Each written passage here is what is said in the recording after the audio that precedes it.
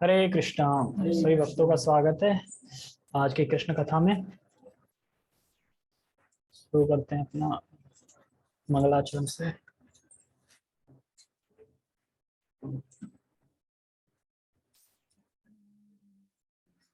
हरे कृष्णा। ओम अज्ञानतिमिरान्धस्य ज्ञानाञ्जनशलाकया चक्षुरुन्मीलितं येन तस्मै श्रीगुरुवे नमः। श्रीचैतन्यमनोभीष्टं स्थापितं येन भूतले स्वयं रूप कदा मह्यं ददाति स्वपदान्तिकम्। वन्देऽहं श्रीगुरो श्रीयुतापदकमलं श्रीगुरून् वैष्णवांश श्रीरूपं साग्रजातं सहगण रघुनाथं वितं सजीवम् साधुवेतं सावधूतं परिजन सहितं कृष्ण चैतन्य देवं श्री राधा कृष्ण पादां सहगण ललिता श्री विशाखान्त विशांच। हे कृष्ण करुणा सिंधु दीनबंधो जगतपते गोपेश गोपिका कांत राधा कांता नमस्ते। तप्त कांचना गौरांगी राधे वृंदावनेश्वरी वृषभानुसुते देवी प्रणमामि हरिप्रिये। वाञ्छाकल्पतरुभ्यश्च कृपा सिन्धुभ्य एव च पतितानां पावनेभ्यो वैष्णवेभ्यो नमो नमः। जय श्री कृष्णा चैतन्य प्रभु नित्यानंद श्री अद्वैत गदाधर श्रीवासादि गौर भक्तवृंद। हरे कृष्णा कृष्णा कृष्णा हरे हरे हरे राम राम राम हरे हरे। रामाय रामभद्राय रामचंद्राय वेदसे रघुनाथाय नाथाय सीताय पते नमः। नमो विष्णुपादाय कृष्णपृष्ठाय भूतले श्रीमते भक्ति वेदांत स्वामिनीति नामिने। नमस्ते सारस्वते देवे गौरवाणी प्रचारिणे निर्विशेष शून्यवादी पश्चात देशकामिने। हरे कृष्णा। ठीक है, शुरू करते हैं। कल पता है किसी ने कल क्या, कल नहीं परसों चैप्टर 2 पढ़ रहे थे हम। भगवान श्री कृष्ण का घर में देवता स्तुति कर रहे हैं, आने से पहले स्तुति कर रहे हैं भगवान की। तो स्तुति बता रहे थे कि जो भगवान हैं वो साधुओं को प्रेम देने के लिए और जो असुर हैं उनको उनका संहार करने के लिए अवतरित होते हैं हर युग युग में। जैसे त्रेता युग में आए राम के रूप में, और द्वापर युग में कृष्ण के रूप में, स्वयं कृष्ण रूप में, और सतयुग में किस रूप में आए थे? हंसावतार में आए थे। तो इस तरीके से भगवान आते रहते हैं। और कलयुग में आएंगे कली के रूप में। ठीक है, तो आगे हम पढ़ते हैं। तो बात यहाँ पे खत्म हुई थी कि परित्राणाम साधुनाम, किंतु यह रूप असुरों के लिए अत्यंत घातक है क्योंकि कृष्ण असुरों के वध के लिए अवतरित होते हैं। अतः वे एक ही साथ भक्तों के लिए मोहक और असुरों के लिए घातक होते हैं, यानी डबल रोल। यानी एक सेम पर्सन है, एक के लिए घातक है और एक के लिए कोमल है। जैसे कि जेलर होता है ना, कैदियों के लिए तो खूंखार होता है और अपनी फैमिली के लिए कोमल होता है। ठीक है, तो आगे पढ़ते हैं। हे कमल के समान नेत्रों वाले प्रभु, आप शुद्ध सत्व के स्रोत हैं। ऐसे अनेक ऋषि हैं जिन्होंने केवल समाधि के द्वारा या आपके चरण कमलों के आध्यात्मिक ध्यान के द्वारा और इस तरह आपके विचार में लीन रहकर प्रकृति द्वारा उत्पन्न अज्ञान के महासागर को गोखुर में सामने वाले जल के समान बना दिया है। ध्यान का उद्देश्य मन को भगवान के चरण कमलों से प्रारंभ करके उन पर केंद्रित करना है। भगवान के चरण कमलों के ध्यान से ही बड़े बड़े मुनि इस विशाल भवसागर को बिना कठिनाई के पार कर लेते हैं। हे स्वयं प्रकाशित, जिन महान संतों ने आपके चरण कमलों की दिव्य नाव के सहारे अज्ञान सागर को पार कर लिया है, वे उस नाव को अपने साथ नहीं ले गए, वह अब भी इस पार पड़ी हुई है। देखा जाता है ना कि यदि कोई नाव द्वारा नदी पार करता है तो वो इंसान नदी के उस पार पहुंच जाएगा, पर नाव भी पहुंचेगी ना, कि नाव तो उस पार पहुंचेगी तभी तो पहुंचेगा। लेकिन यहाँ पे पहुंच रहे कि भवसागर को तो पार कर लिया, उस नदी को पार कर लिया, लेकिन नाव वहीं की वहीं है। ऐसा कैसे? कौन बताए? पढ़ा होगा वो बता देगा, नहीं पढ़ा होगा उससे नहीं बता पाएगा। तो बताओ फिर, ऐसा कैसे कह रहे हैं? इसमें अभी नीचे लिखा है, अगर मैं नीचे कर दूंगा ना तो भी देख लोगे। देख रहे हैं। बिना देख के बताओ, अगर हम नाव पार करेंगे तो नाव के साथ ही तो जाएंगे ना, नाव उस पार पहुंच गई, उधर से अब कोई आएगा ना नाव लेके। लेकिन भवसागर ऐसे पार कर जाते हैं जो भगवान को जान लेते हैं ध्यान द्वारा, भगवान के चरणों से लेके ऊपर तक ध्यान के द्वारा हम ऐसे हो जाता है कि नदी पार भी कर ली, नाव यहीं की है, कि दूसरा आएगा वो भी पार करेगा, नाव वहीं की वहीं रहेगी, नाव उधर नहीं पहुंचेगी। कैसे यार, कैसे कैसे ना, मतलब पार कर जाता उड़ के, हनुमान की जगह, हनुमान की तरह। बता दो, पढ़ लिया हो तो। ठीक है, अभी बता। क्योंकि बता देता हूँ, क्योंकि जो भवसागर है, जो गांव का बछड़ा होता है ना, गांव का, उसके जो खुर होते हैं वो नदी खुर के समान हो जाती है। पारी तो करना है, नाव की क्या जरूरत है, नाव ले जाने की जरूरत नहीं, क्योंकि उसके समान हो गया ना पार करने का। तो गांव का खुर है, पानी उतना तो तुम नाग ही जाओगे ना पैर से, तो बस ऐसे ही पार कर जाते हैं।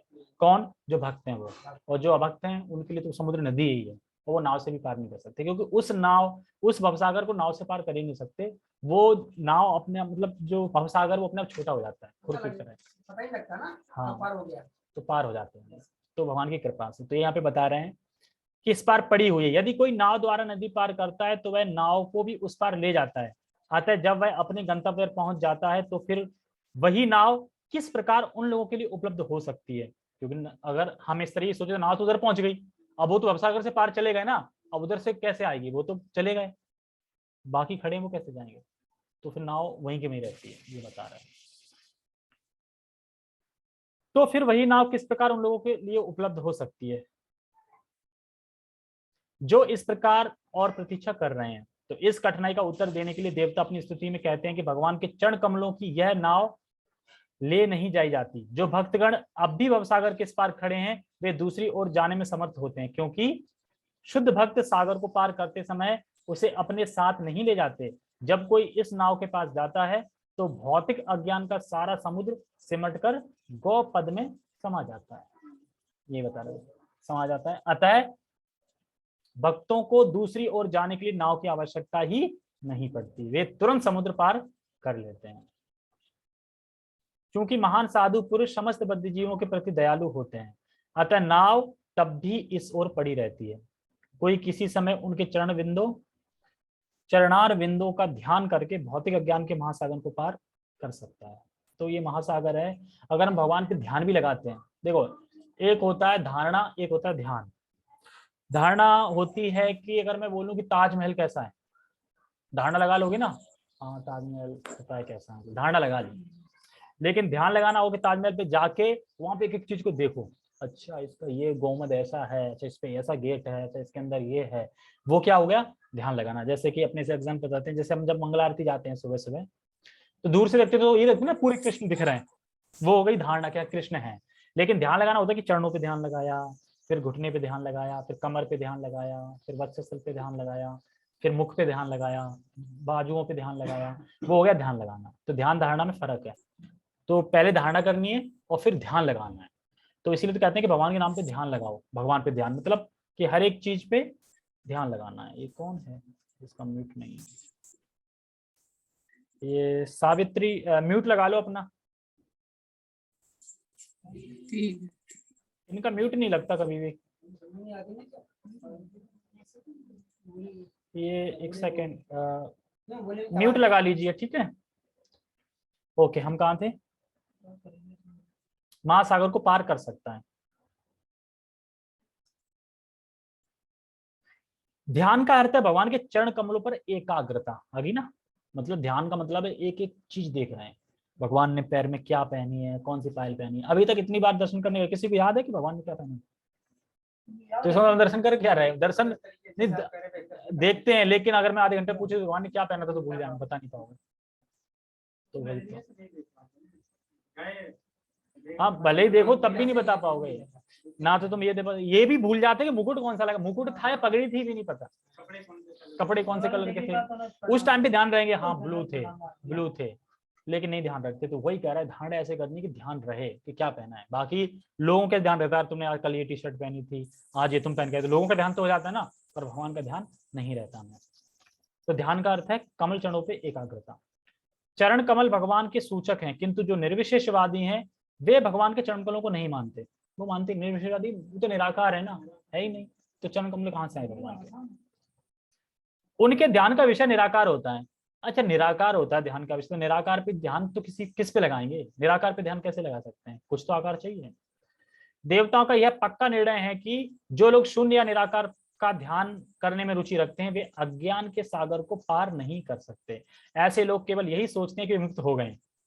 मतलब वो क्या सोचते हैं, हम तो मुक्त हैं, निराकार है वो, मुक्त है, सोचते तो यही रहते हैं, लेकिन अज्ञान में है वो बिल्कुल पूरी तरीके से। तो कह रहे हे कमल नित्य प्रभु, उनकी बुद्धि क्लमशग्रस्त हो जाती है क्योंकि वे आपके चरण कमलों का ध्यान करने में असफल रहते हैं। अगर चरण कमलों पर ध्यान नहीं कर पाएंगे तो फिर उस भवसागर से पार हो ही नहीं पाएंगे, क्योंकि गौ के समान हो ही नहीं पाएगा उसके लिए। तो इस उपेक्षा भाव के कारण निर्विशेषवादी संसार के बद्ध जीवन में पुनः आ गिरते हैं, और फिर क्या होता है, उनका जन्म मृत्यु जो साइकिल है वो चलता रहता है। भले ही कुछ काल के लिए वे निराकार साक्षात्कार के पद तक पहुंच जाएं, निर्विशेषवादी ब्रह्म तेज में लीन होने के लिए कठिन तपस्या करते हैं, किंतु उनके मन भौतिक क्लमश से मुक्त नहीं होते। वे चिंतन की भौतिक विधियों का निषेध मात्र करते रहते हैं। इसका यह तात्पर्य कदापि नहीं है कि वे मुक्त हो चुके हैं। इस तरह वे नीचे गिराते हैं। मान लो कि जो निर्विशेष ब्रह्म ज्योति में लीन होने के लिए कठिन तपस्या भी करते हैं, लेकिन उनके मन है वो तो भौतिक क्लमश से ग्रस्त है ना, उनके मन, क्योंकि भगवान को समझ ही नहीं पाए। और हाँ, और फिर चिंतन की भौतिक विधियां वो निषेध मात्र होती हैं। तो इसका तात्पर्य है कि वो मुक्त नहीं है, असली तो मुक्त नहीं है, और फिर वो क्या है, नीचे गिरते हैं, मतलब जाते हैं और वहां से नीचे गिरते हैं। जैसे कि एक रूपा जी की बुक में प्राचुर्य पढ़ रहा था मैं कि जो भगवान की ब्रह्म ज्योति है वो शाश्वत है और ज्ञानमय है, लेकिन आनंदमय नहीं है। अगर ये बोले कि हाँ बिना आनंद के तुम एक पल भी नहीं रुक पाएंगे, आनंद है पर रस नहीं है वहां पे। रस मतलब रस तो होना चाहिए ना आनंद में, तो वहां पे रस नहीं है कोई भी, सूखा, तो आनंद ही नहीं है, सूखा है। तो इसीलिए तो बहुत टाइम का नीचे करते हैं, क्योंकि वो जाते हैं स्कूल में, हाँ ठीक है, अब आनंद ही नहीं है, रस नहीं है, तो धीरे धीरे जब सामने वाला कोई होगा ही नहीं आनंद प्रदान करने वाला, क्योंकि भगवान अपना विस्तार क्यों करते हैं, क्यों एक से अनेक होते हैं, क्योंकि एंजॉय करने के लिए कोई दूसरा व्यक्ति चाहिए ना, तो वहां पे कोई है नहीं अकेले। वहां तक टाइम बहुत बीत जाता ना, भगवान का 700 टाइम, फिर बहुत टाइम तक बीतने के बाद पक जाते हैं। तो वहां पहुंच गए, बोले पहुंचे क्यों थे, ध्यान तो उसी पे लगा रहे थे ना, तो वो तो मिलेगा, लेकिन बाद में पक जाते हैं ना वहां पे। नहीं पहुंचने के बाद जब उन्हें पता लगा जाता है आनंद, तुरंत नीचे नहीं आ सकते क्या, तुरंत ही आते हैं, लेकिन टाइम बहुत हो चुका होता है, नीचे तो बहुत हजारों सालें निकल जाती है, पर इतने तुरंत नहीं आते, काफी समय बाद आते हैं। जैसे कि मान लो किसी को ऐसा होता है ना कि जैसे हम किसी ने कुछ बता दिया कि वहाँ वो बहुत अच्छी जगह है जाओ, तो हम वहाँ पे जाने का कितने हॉस्पिटल रहते हैं, जाएंगे, लेकिन जाके वहाँ अच्छा नहीं लगेगा। मान लो कि 1 दिन रहे, 2 दिन रहे, 3 दिन रहे, पर उसका बोर होने लगता है ना कि यार कब चलेंगे। ऐसे ही है, जाते हैं तो अच्छा लगता है उन्हें वहाँ पे, लेकिन बाद में पता चलता है यहाँ पे आनंद है ही नहीं, तो धीरे धीरे बोर होके फिर वापस नीचे गिरते हैं। तो वो समय बहुत होता है लंबा, शाश्वत समय बहुत होता है, ठीक है, नीचे गिरते हैं। भगवत गीता में कहा गया है कि निर्विशेषवादी को चरम लक्ष्य की प्राप्ति के लिए महान यातनाएं सहनी पड़ती हैं। मतलब कि ये रास्ता है बहुत कठिनाई से है। मतलब पहाड़ है, अब पहाड़ पे चढ़ रहे हैं तो कांटे भी आ रहे हैं, वृक्ष भी आ रहे हैं, ठीक है, पत्थर भी गिर रहे हैं, बहुत कठिनाई भरा हुआ रास्ता है मतलब जाने के लिए इनका।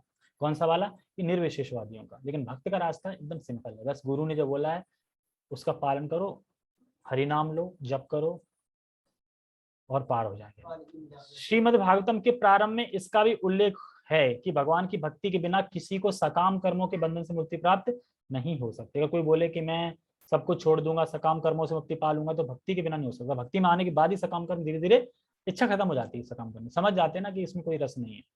भगवान कृष्ण का और श्रीमद् भागवतम में नारद मुनि का कथन है, और यहाँ भी देवता इसकी पुष्टि करते हैं, जो लोग भक्ति नहीं करते उन्हें ज्ञान का चरम लक्ष्य ज्ञात नहीं होता। क्या ज्ञान है जो उन्हें लक्षित नहीं होता, उन्हें ये लक्षित नहीं होता कि कृष्ण भगवान है, हम उनके अंश हैं, और हमसे हमारा क्या संबंध है, और ये संबंध कैसे हमें स्थापित करना है, कैसे संबंध को जागृत करना है, बस यही ज्ञान नहीं रहता उनको। जो लोग भक्ति नहीं करते लक्ष्य प्राप्त नहीं होता, ठीक है।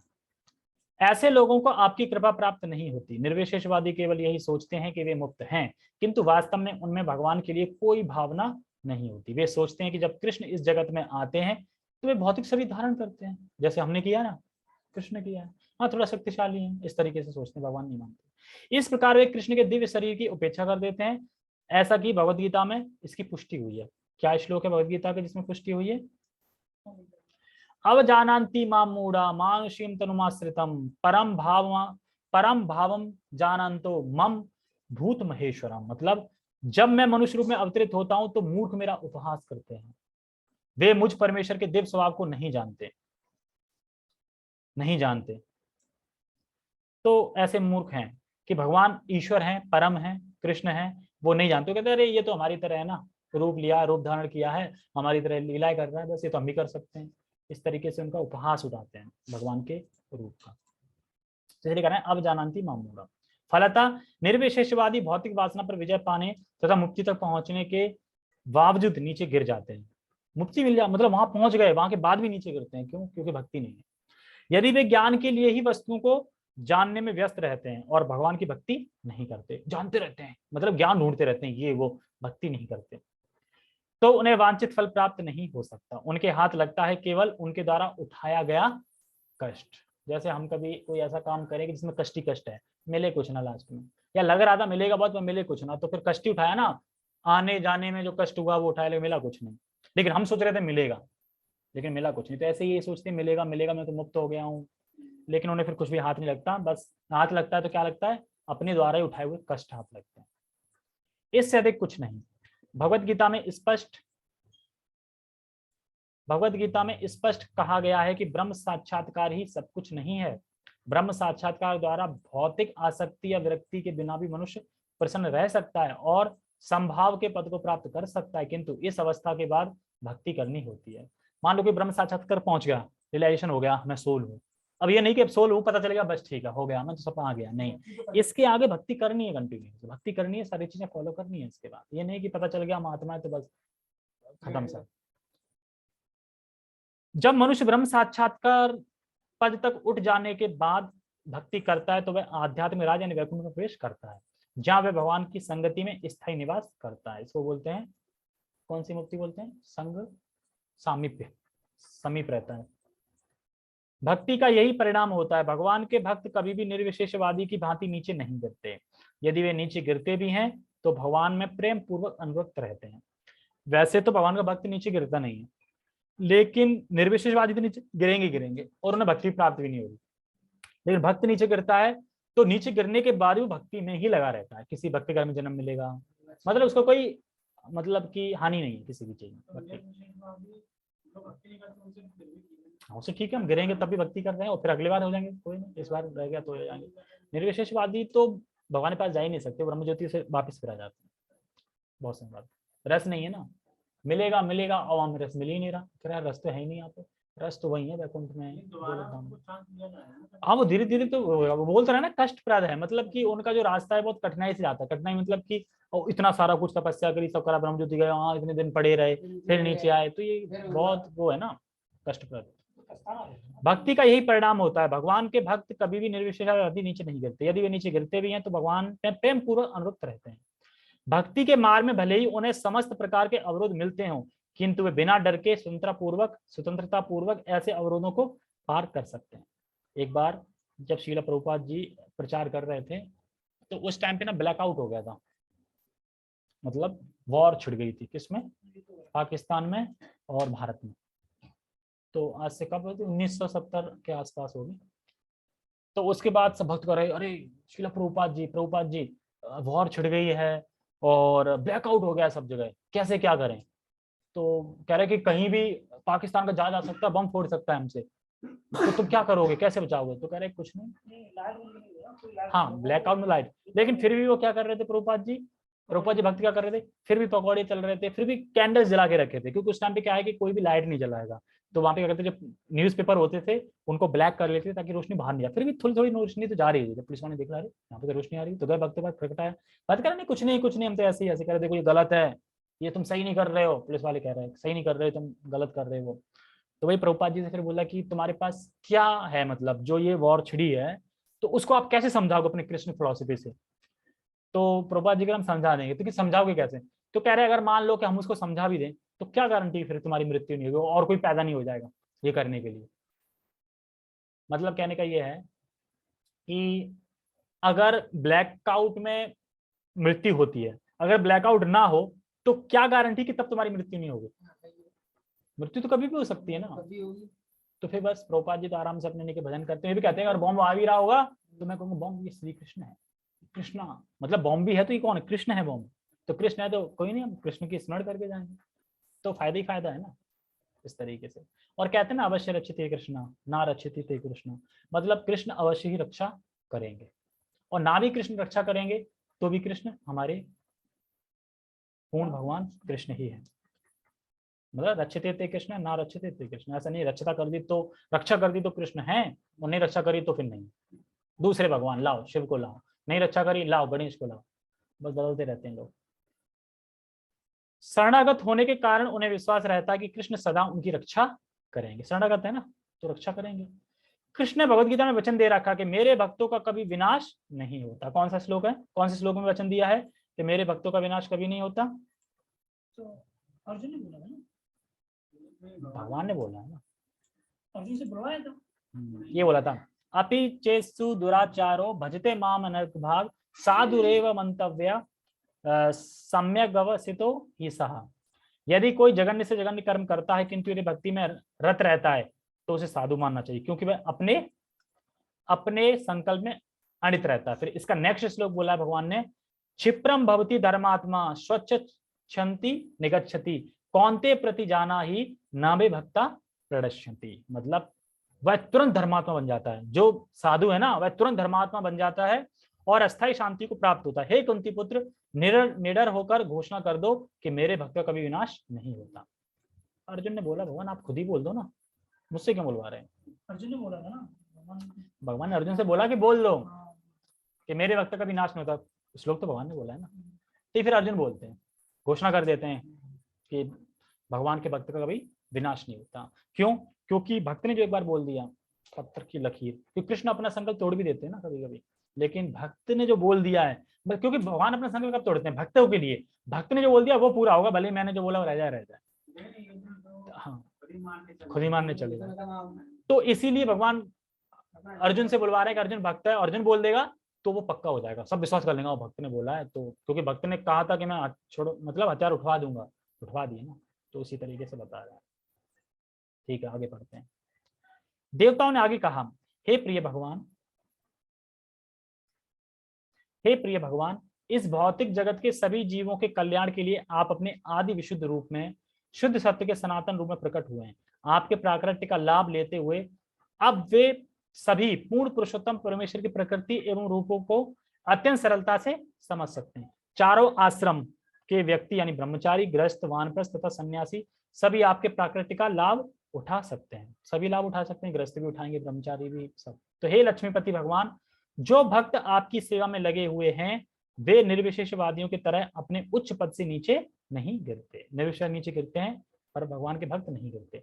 भक्तगण आपके द्वारा रक्षित होकर मुक्ति के मार्ग में बाधक माया के अनेक सेनापतियों के सिरों को लांघ जाते हैं। हे प्रभु, आप जीवों के लाभ के लिए अपने दिव्य शाश्वत रूप में प्रकट होते हैं जिससे वे आपका साक्षात दर्शन कर सकें और वेदों के अनुष्ठानों, योगिक ध्यान तथा शास्त्र विहित भक्ति के द्वारा आपको पूजा की भेंट अर्पित कर सकें। हे भगवान, यदि आप अपने सच्चित आनंद रूप में जो आपके पद के बारे में सभी प्रकार की मन घड़ंत अविद्या को दूर करने वाला है ना प्रकट होते तो सभी लोग अपने अपने भौतिक गुणों के अनुसार आपके विषय में केवल कल्पना करते। अगर भगवान यहाँ पे आते नहीं, लीला नहीं करते, सच्चित आनंद अपना रूप प्रकट नहीं करते, भगवत बताते नहीं, तो फिर तो हम यही सोचते रहते भगवान ऐसे होंगे, कोई बोलते नहीं भगवान बूढ़े होंगे, है ना, बहुत समय हो गया तो भगवान बूढ़े होंगे। नहीं, भगवान है ही नहीं, है कहाँ, निराकार है। अपनी अपनी कल्पना के हिसाब से लोग थोपते रहते भगवान ऐसे ऐसे। अगर भगवान लेके नहीं आते, यहाँ पे अवतार नहीं लेते, दिखाते नहीं, तो कैसे पता चलता है कैसे है भगवान। तो इसलिए भगवान आते हैं यहाँ पे सारा कुछ दिखाते हैं। हाँ भगवान आते नहीं तो कैसे होते, पता ही नहीं चलता भगवान कैसे, वो जो कल्पना होती है बताते रहते हुए। तो कृष्ण अवतार भगवान के समस्त काल्पनिक मूर्ति विज्ञान का मुंह तोड़ जवाब है। कृष्ण अवतार आया ना तो ये मुंह तोड़ उनके लिए जवाब है जो मनोकल्पना से भगवान को कुछ भी बताए, भगवान की दाढ़ी है इतनी बड़ी बड़ी, ये है वो है, इस तरीके से। प्रत्येक व्यक्ति प्रकृति के बारे में अपने अपने गुण के अनुसार भगवान के स्वरूप की कल्पना करता है। जैसे जो रजोगुण में वो रजोगुण के हिसाब से कल्पना करेगा भगवान की, सतोगुण में वो सतोगुण के हिसाब से करेगा, तमोगुण में वो भूत प्रेतों के हिसाब से कर लेगा, भूत है भगवान तो ठीक है। जैसे जैसे प्रकृति गुण है वैसे वैसे करता रहेगा। लेकिन ब्रह्म संहिता में कहा गया कि भगवान पुरातन पुरुष है, मतलब वो पुरातन पुरुष मतलब कि वही आदि है, मतलब वही शुरू से है। इसका मतलब ये नहीं कि अब वो बूढ़े हैं, पुरातन मतलब पुराने तो बूढ़े होगा नहीं। अतः कुछ धर्मानुयायी कल्पना करते हैं कि ईश्वर अत्यंत प्राचीन होगा, अतः वे भगवान को अत्यंत वृद्ध पुरुष की भांति अंकित करते हैं। वृद्ध हो गए भगवान, बूढ़े हो गए तो। किंतु उसी ब्रह्म संहिता में इसका प्रतिवाद भी हुआ है कि यद्यपि वे समस्त जीवों से प्राचीन हैं, यद्यपि उनका शाश्वत रूप सदैव तरुण है।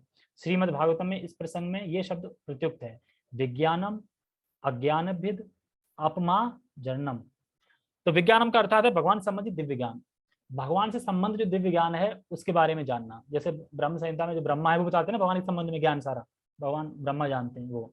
और विज्ञानम अज्ञानभिद और अपमा जन्म, मतलब विज्ञान का अर्थ है भगवान संबंधी दिव्य ज्ञान और विज्ञानम का अर्थ है अनुभूत ज्ञान भी। तो दिव्य ज्ञान गुरु परंपरा की अवरोह विधि से स्वीकार किया जाता है। तो अगर हमें ये जानना है भगवान कैसे हैं, भगवान रूप क्या है, तो हमें ये अवरोही जो ज्ञान है उसके जरिए जानना होगा। एक होता है मतलब खुद से पढ़ रहा हूँ, खुद से सब कुछ कर रहा हूँ तो क्या जान पाऊँ, कुछ नहीं। लेकिन एक होता है परंपरागत, परंपरा से ज्ञान चला रहा है, हमें उस तरीके से जानना है, तो वो परफेक्ट ज्ञान होता है। तो वो बता रहे हैं यहाँ पे परंपरा से प्रस्तुत करते हैं। ब्रह्म संहिता विज्ञानम है, जो ब्रह्मा के दिव्य अनुभव के रूप में अनुभूत हुआ है। तो जो ब्रह्म संहिता है वो क्या है, विज्ञानम, मतलब ब्रह्मा ने ब्रह्म संहिता जो लिखी है भगवान को देख के अनुभव करके, भगवान ऐसे हैं, भगवान ये है, भगवान वो है, उनका पूरा लिखा है ब्रह्म संहिता भगवान ने। तो विज्ञानम हो गया ना, ये भगवान के बारे में सारे जानते हैं ब्रह्मा, तो उन्होंने ब्रह्म संहिता लिखी है। उसी में लिखते हैं ना गोविंदम आदि पुरुषम में भगवान की, उस गोविंद की, उस आदि भगवान गोविंद की पूजा करता हूँ, इस तरीके से। और इस तरह उन्होंने दिव्य धाम में कृष्ण लीलाओं तथा उनके स्वरूप को प्रस्तुत किया। किसने, ब्रह्मा। यह ज्ञान अज्ञान भिद अपमार्जनम है, जिसका अर्थ है वह जो सभी प्रकार के ज्ञान की कल्पनाओं को नष्ट कर दे। तो अगर हम ये सब समझ लेंगे तो जो भी कल्पना जो कर रहा है कुछ, वो सब नष्ट हो जाएंगे। ये थोड़ा हार्ड है, पता है, समझ में नहीं आ रहा हो। कहाँ पे थे, अज्ञान पे। हाँ अज्ञान, कल्पना को नष्ट कर सकेंगे ना, मुझे दिखाई नहीं दे रहा। अच्छा हाँ, अज्ञान के वशीभूत होकर लोग भगवान के स्वरूप की कल्पना करते हैं और उनकी कल्पना के अनुसार कभी वे साकार होते हैं तो कभी निराकार। लोग तो कल्पना करते हैं कभी साकार है कभी निराकार है, कुछ पता नहीं होता। लेकिन तो ब्रह्म संहिता में कृष्ण का प्रस्तुतिकरण विज्ञानम है, अर्थात वैज्ञानिक है, अनुभूत ज्ञान से, जैसे ब्रह्मा ने प्रदान किया। मतलब कि उन्होंने खुद महसूस किया है भगवान का ज्ञान, ब्रह्मा ने देखा है, क्योंकि ज्ञान तो भगवान से देना है, सब कुछ पता है उन्हें भगवान के बारे में, इसलिए वो विज्ञान आगे मतलब अनुभूत है और फिर विज्ञान हमें दे रहे हैं कि ऐसा ऐसा है, इसलिए ब्रह्म संहिता लिखी उन्होंने। ये बता रहे हैं यहाँ पे कि ताकि ये लोग काट सकें इस काट को, कि लोग अपने अपनी कल्पना से बता रहे हैं नहीं ऐसा होगा नहीं वैसा नहीं। ब्रह्मा क्या बता रहे हैं, क्योंकि ब्रह्मा ने अनुभूत किया है। मान लो किसी चीज में फील करी हो तो बता सकते हैं ना इस बारे में कि मुझे फीवर हुआ था तो यहाँ पे ठंड लगी थी, ये हुआ था, ये सब सिस्टम हुए थे, और कोई तो नहीं बता पाएगा ना। तो इसलिए ब्रह्मा को अनुभूत हुआ है तो ब्रह्मा बता रहे हैं यहाँ पे। कहाँ पे थे,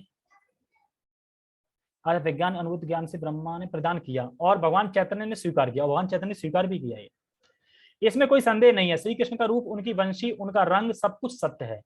यहाँ यह कहा गया है कि यह विज्ञान समस्त प्रकार की चिंतन परक विद्या को सदैव मात देता है। अतः आपके कृष्ण रूप में अवतार लिए बिना ना तो अज्ञान भेद अपमार्जनम, चिंतन परक ज्ञान के अज्ञान का नाश, ना ही विज्ञान का साक्षात्कार किया जा सकता है। अज्ञान भेद अपमार्जनम, दूसरे शब्दों में आपके अवतार से काल्पनिक ज्ञान की अविद्या मिट जाएगी और भगवान ब्रह्मा जैसे अधिकारियों के अनुभूत ज्ञान की स्थापना हो जाएगी। तो बाकी सारे ज्ञान हटाओ, ब्रह्मा ने जो ज्ञान दिया वो दिया है, उसकी स्थापना हो जाएगी।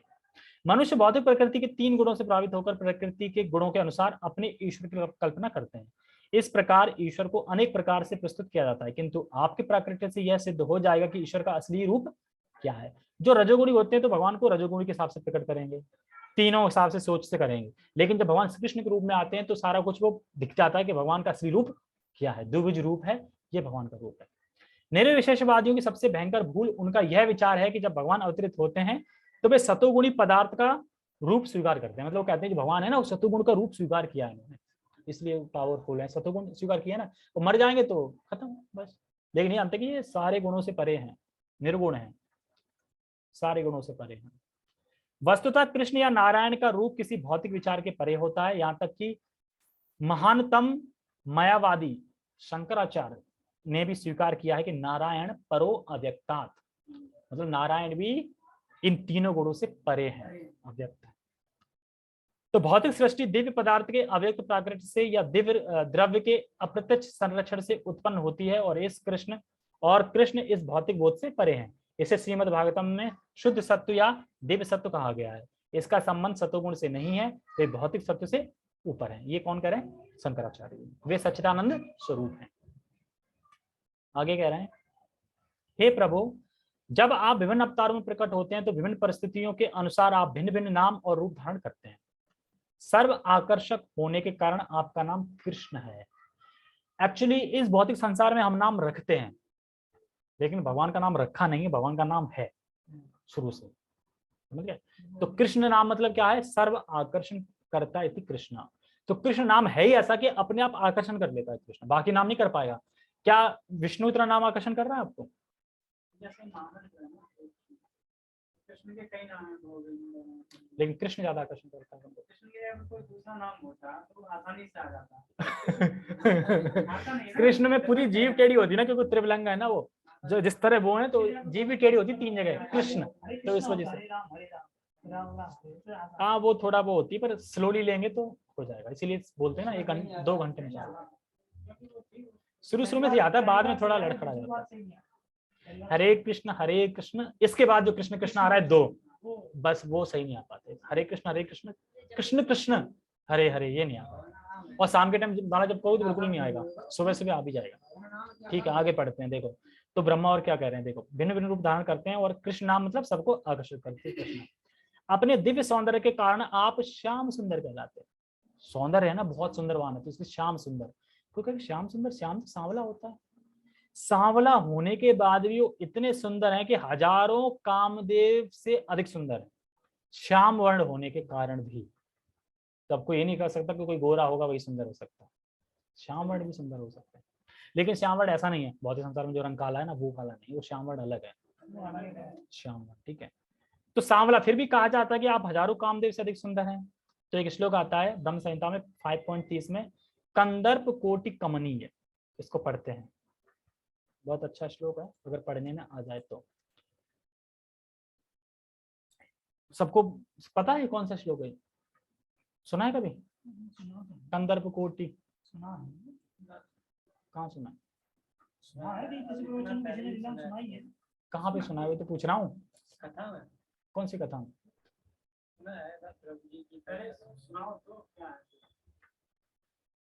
ऐसे स्टार्ट है, गोविंदम आदि पुरुषम तम अहम भजामि, वेणुकणंतर अरविंद लाक्षात बरहावतम समिस्ताबुध सुंदरम कंदर्प कोटि कमनीय विशेषोभम गोविंदम आदि पुरुषम। ऐसे करके पूरा बचता है, ये वही बचता है पूरा। हाँ सही आता है। फिर देखते हैं, अंगानि यस सकलेन्द्रिया वृत्तिमन्ति, वो सब बजता है, तो मायापुर में भी बजता है। ठीक है, तो कौशल प्रभु हाथ उठा रहे थे, मैं अनम्यूट करता हूँ, बताइए। अच्छा इस पे उठा रहे हो, ठीक है इस पे। हरे कृष्णा।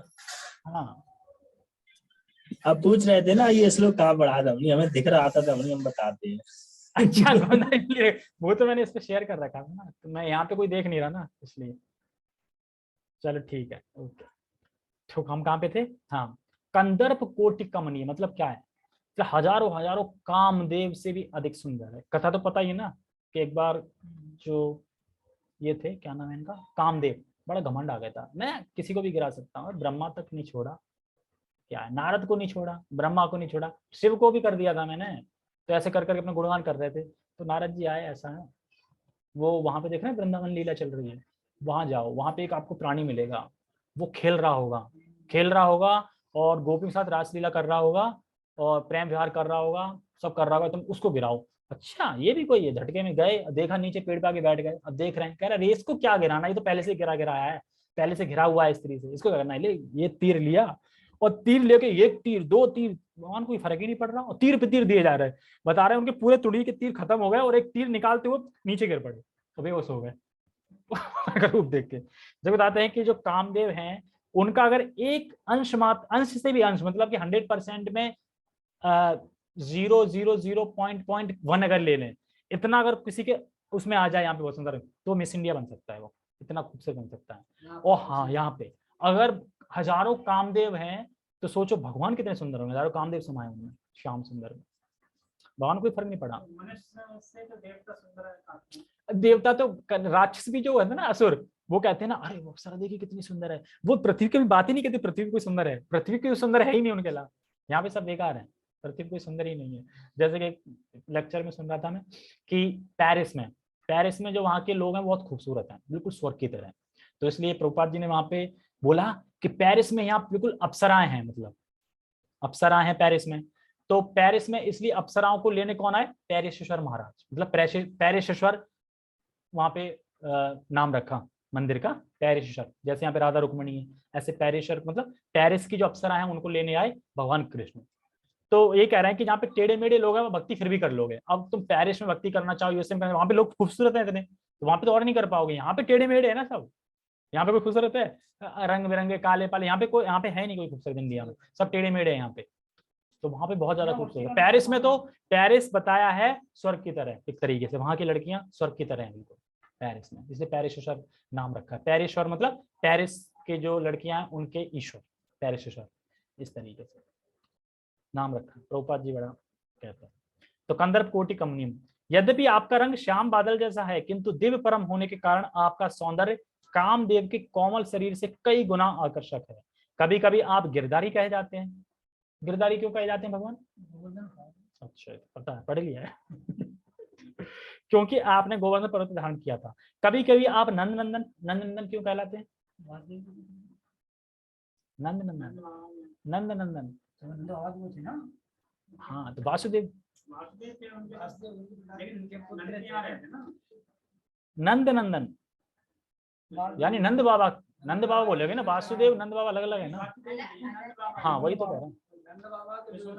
हाँ, और वासुदेव और देवकी नंदन क्यों कहलाते हैं? देवकी के पुत्र, क्योंकि आप महाराज नंद या वासुदेव अथवा देवकी के पुत्र रूप में जन्म लेते हैं।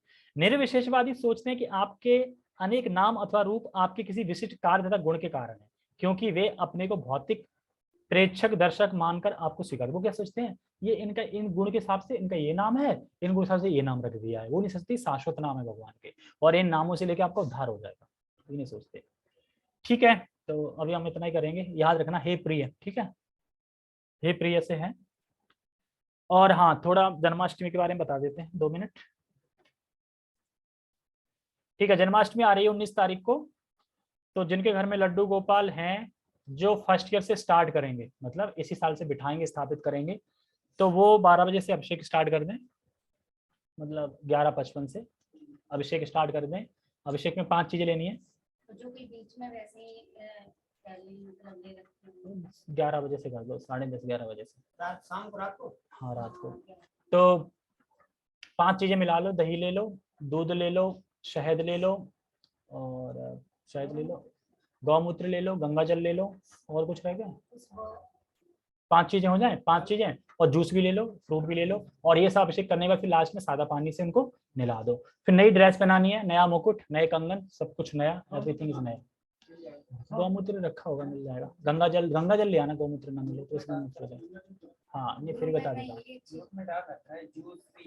हाँ जूस डाल तो रखा, बोल तो दिया जूस। गौमूत्र कर भी सकते हैं, गंगा जल बोल दिया ना। हाँ घी है, मतलब 5 चीजें मिला लो, दूध, दही, घी, शहद, 4 हो गई, गौमूत्र 5, ठीक है, ये 5 हो गए। इसके बाद गंगा जल उसके लिए रख लो, क्लीन करने के लिए, बाहर करने के लिए, और जूस एक्स्ट्रा कर सकते हैं, जूस मतलब एक्स्ट्रा कर लो, ये सब चीजें। और फिर नए वस्त्र पहनाने हैं।